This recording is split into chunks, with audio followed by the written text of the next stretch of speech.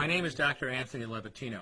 I'm a practicing obstetrician-gynecologist, and I've performed over 1,200 abortions. Today I'm going to describe a third trimester induced abortion, which is performed at 25 weeks to term.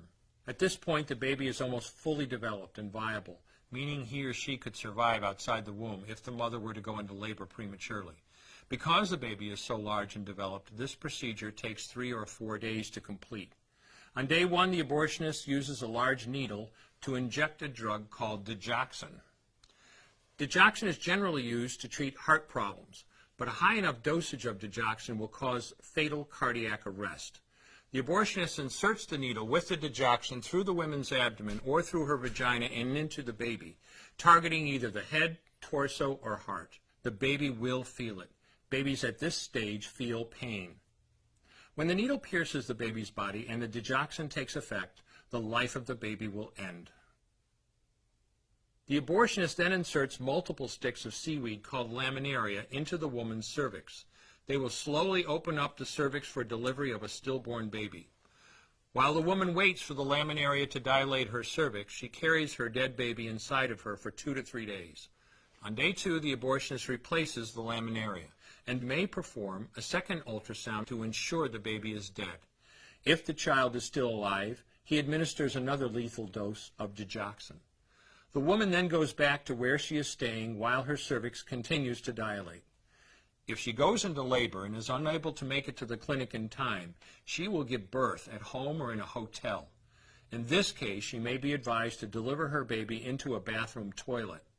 The abortionist then comes to remove the baby and clean up. If she can make it to the clinic, she will do so during her severest contractions and deliver her dead son or daughter. If the baby does not come out whole, then the procedure becomes a D&E, a dilation and evacuation, and the abortionist uses clamps and forceps to dismember the baby, piece by piece. Once the placenta and all the body parts have been removed, the abortion is complete. Late-term abortions have a high risk of hemorrhage, lacerations, and uterine perforations, as well as a risk of maternal death. Future pregnancies are also at a greater risk for loss or premature delivery due to abortion-related trauma and injury to the cervix. As I mentioned at the beginning, I'm Dr. Anthony Levatino, and in the early part of my career as an OBGYN, I performed over 1,200 abortions. One day, after completing one of those abortions, I looked at the remains of a preborn child whose life I had ended, and all I could see was someone's son or daughter.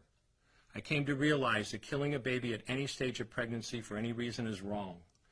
I want you to know today, no matter where you're at or what you've done, you can change. Make a decision today to protect the preborn. Thank you for your time. I will no longer do any more abortions. When you finally figure out that killing a baby that big for money is wrong, that it doesn't take you too long to figure out it doesn't matter if the baby is this big or this big or this big or maybe even this big, it's all the same. And I haven't done any since then, and I never will.